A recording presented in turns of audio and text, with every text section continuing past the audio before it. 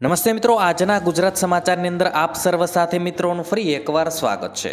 તો આજના સમાચાર વિશે વાત કરું તે પહેલાં તમને જણાવી દઉં કે વિડીયો ખૂબ જ અગત્યનો છે અને આજના સમાચારની અંદર ખેડૂત ઉપયોગી સમાચારો વિશે વાત કરેલી છે। તો વિડીયોને છેલ્લે સુધી જોતા રહેજો અને ચેનલને હજુ સુધી સબસ્ક્રાઇબ ના કરી હોય તો તે પણ કરી લેજો। તો મિત્રો વાત કરીએ આજના સૌથી પહેલા સમાચારને લઈને। તો આ કર્મચારીઓએ પેન્શન મેળવવા ભરવું પડશે ફોર્મ। મિત્રો, કાગળ પર અરજી લખવાને સ્થાને હવે કેન્દ્ર સરકારની કચેરીઓથી રિટાયર થયેલ તમામ કર્મચારીઓએ પેન્શન મેળવવા ફોર્મ નંબર 6A ભરવું પડશે। આ ફોર્મ ભવિષ્ય કે EHRMS 2.0 પોર્ટલ દ્વારા ઓનલાઈન ભરી શકાશે।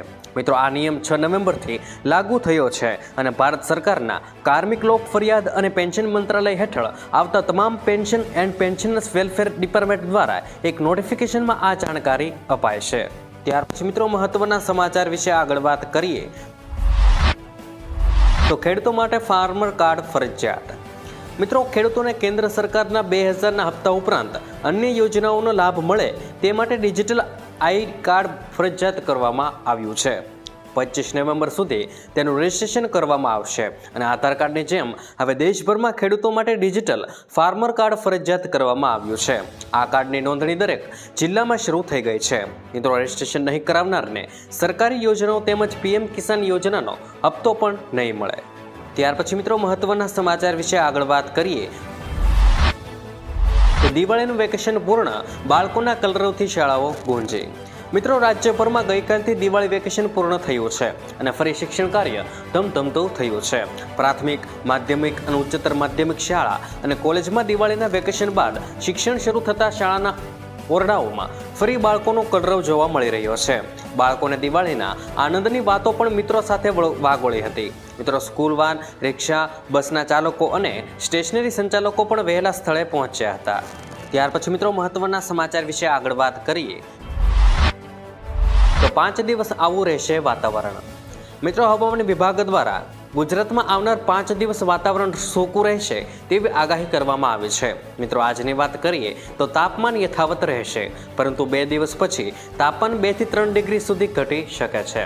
મિત્રો, રાજ્યમાં સૌથી ઓછું તાપમાન 14.8 ગાંધીનગરમાં નોંધાયું છે। મિત્રો, અંબાલાલ પટેલે પણ અગાઉ જણાવ્યું હતું કે 17 થી 20 નવેમ્બર પશ્ચિમી વિક્ષેપ આવશે અને ઉત્તર પર્વતીય દેશોમાં હિમવર્ષાના કારણે ગુજરાતમાં ગરમી ઘટશે। ત્યાર પછી મિત્રો મહત્વના સમાચાર વિશે આગળ વાત કરીએ તો ખેડૂતોને મળશે 15 લાખ રૂપિયા। મિત્રો, આર્થિક મદદ કરવા માટે મોદી સરકાર દેશના ખેડૂતોને PM કિસાન FPO યોજના શરૂ કરી છે। આ યોજના હેઠળ ખેડૂત ઉત્પાદક સંગઠનને 15 લાખ રૂપિયા આપવામાં આવશે। દેશભરના ખેડૂતોને નવો કૃષિ વ્યવસાય શરૂ કરવા માટે આર્થિક સહાય આપવામાં આવશે। મિત્રો, આ યોજનાનો લાભ લેવા માટે 11 ખેડૂતો સાથે મળીને એક સંસ્થા અથવા તો કંપની બનાવવાની રહેશે અને નેશનલ એગ્રીકલ્ચર માર્કેટની ઓફિશિયલ વેબસાઇટ પર જઈને રજીસ્ટ્રેશન કરાવી શકશો। ત્યાર પછી મિત્રો મહત્વના સમાચાર વિશે આગળ વાત કરીએ તો ગરીબોને 15,000 રૂપિયાની સહાય। મિત્રો, વડાપ્રધાન નરેન્દ્ર મોદીએ સ્થાપત્ય કારીગરો, સુથારો, સુવર્ણકારો, લુહાર, ચણતર વગેરે માટે વિશ્વકર્મા કૌશલ સન્માન નિધિ યોજના એટલે કે PM વિશ્વકર્મા કૌશલ સન્માન યોજના શરૂ કરી છે। સરકાર આ યોજના હેઠળ આવતા લોકોને 3 લાખ રૂપિયા સુધીની લોન આપશે અને આ લોન માત્ર 5% વ્યાજ દરે મળશે। મિત્રો, તમને જણાવી દઈએ કે આ યોજનામાં પથ્થરની કોતરણી કરનારા શિલ્પકારો, નાઈઓ અને નાવિકોને લગતા 18 ક્ષેત્રોનો સામેલ કરવામાં આવ્યા છે। ત્યાર પછી મિત્રો મહત્વના સમાચાર વિશે આગળ વાત કરીએ તો પરેશ ગોસ્વામીની વાવાઝોડા અંગે માહિતી। મિત્રો, હાલ ગુજરાતીઓ તો શિયાળાની રાહ જોઈને બેઠા છે। બપોરના સમયમાં પડતી ગરમીથી લોકો ત્રાહિમામ થઈ ગયા છે। શિયાળાની રાહ વચ્ચે એવું પણ સંભળાઈ રહ્યું છે કે ગુજરાતમાં માવઠું આવી શકે છે। બંગાળની ખાડીમાં લો પ્રેશર બની રહ્યું છે, તો આ લો પ્રેશરના કારણે ગુજરાતમાં માવઠું થશે કે વાતાવરણમાં રૂપમાં કોઈ અસર થશે કે નહીં તે અંગે હવામાન નિષ્ણાત પરેશભાઈ ગોસ્વામીએ આગાહી કરી છે।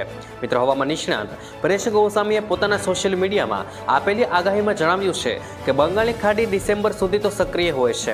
હજુ પણ દક્ષિણ ગુજરાતમાં ઈશાનનું ચોમાસું ચાલુ હોય છે। જે રીતે ઉત્તર અને મધ્ય ભારતમાં નૈઋત્યનું ચોમાસું પૂરું થાય તે બાદ દક્ષિણ ગુજરાતમાં ઈશાનનું ચોમાસું ચાલુ થતું હોય છે। એટલે કે હાલ દક્ષિણ ભારતમાં ઈશાનનું ચોમાસું ચાલુ છે એટલે કે બંગાળની ખાડીમાં લો પ્રેશર બને તે સ્વાભાવિક વાત છે। ત્યાર પછી મિત્રો મહત્વના સમાચાર વિશે આગળ વાત કરીએ તો આંગણવાડી કર્મીઓને લઈને હાઈકોર્ટનો સૌથી મોટો ચુકાદો. મિત્રો, ગુજરાત હાઈકોર્ટે આંગણવાડી વર્કર્સ અને હેલ્પર્સને લઈને મોટો ચુકાદો આપ્યો છે. ગઈકાલે જસ્ટિસ નિખિલ એસ કરિયલે 122 પાનાના ચુકાદામાં આંગણવાડી કર્મીઓને કાયમી કરવા અને તેઓને તે મુજબના લાભો આપવા અંગે 6 મહિનામાં જરૂરી નીતિ ઘડવા કેન્દ્ર અને રાજ્ય સરકારને આદેશ કર્યો છે. કોર્ટે કહ્યું છે કે આંગણવાડી વર્કર્સ અને હેલ્પર્સ સરકારી નોકરીમાં કાયમી બનવા માટે હકદાર છે. ત્યાર પછી મિત્રો મહત્વના સમાચાર વિશે આગળ વાત કરીએ તો અંબાલાલ પટેલની ડરામણી આગાહી. મિત્રો, અંબાલાલ પટેલે આગાહી કરી છે કે 17 થી 20 નવેમ્બર પશ્ચિમી વિક્ષેપ આવશે. ઉત્તર પર્વતીય પ્રદેશમાં હિમવર્ષાના કારણે ગરમી ઘટી છે અને ઉત્તર ગુજરાતના ભાગોમાં તાપમાન 18 ડિગ્રી સેલ્સિયસ થઈ શકે છે. 23 નવેમ્બર બાદ ઉત્તર પર્વતીય પ્રદેશોમાં ભારે હિમવર્ષા થશે, જેથી ગરમીમાં ઘટાડો થશે અને ગુજરાતમાં આ વર્ષે રેકોર્ડ બ્રેક ઠંડી પડશે. ત્યાર પછી મિત્રો મહત્વના સમાચાર વિશે આગળ વાત કરીએ તો હવે ગુજરાતીઓ ઠૂઠવાશે. મિત્રો, ગુજરાતમાં હવામાન વિભાગે ઠંડીને લઈને મોટી આગાહી કરી છે. તે અનુસાર હવે રાજ્યમાં ઠંડી પડવાની શરૂઆત થશે, જેમાં તાપમાનમાં ક્રમશઃ ઘટાડો થશે. જોકે આની શરૂઆત પણ થઈ ગઈ છે. મિત્રો, ઘણા જિલ્લાઓમાં તાપમાનમાં પણ ઘટાડો થયો છે. 16 જિલ્લામાં તાપમાન 20 ડિગ્રીથી ઓછું નોંધાયું છે, જેમાં સૌથી ઓછું તાપમાન અમરેલીમાં 17.0 ડિગ્રી અને સૌથી વધુ તાપમાન રાજકોટમાં 36.4 ડિગ્રી નોંધાયું હતું. તો મિત્રો, આજના દરેક સમાચાર અહીં કામના પૂર્ણ થાય છે. આપને કહેવા લાગ્યા એ કોમેન્ટ બોક્સમાં જણાવી દેજો. અને વિડીયો કામનો લાગ્યો હોય, સમાચાર ઉપયોગી લાગ્યા હોય તો મિત્રો આ વિડીયોને એક લાઈક કરી દેજો, જેથી કરીને અમને પ્રોત્સાહન મળતું રહે અને દરરોજના ખેડૂતને લગતા, હવામાનને લગતા અને ગુજરાતમાં પળે પળના સમાચાર મેળવવા માટે ગુજરાતની આ ચેનલ તાતની વાતને સબસ્ક્રાઇબ કરી લેજો, જેથી કરીને ગુજરાતની દરેક અપડેટ્સ તમને મળતી રહે. તો મિત્રો, હું મળીશ તમને આવતીકાલે નવા સમાચારો સાથે અને નવી માહિતી સાથે. ત્યાં સુધી મિત્રો મને રજા આપશો. ધન્યવાદ.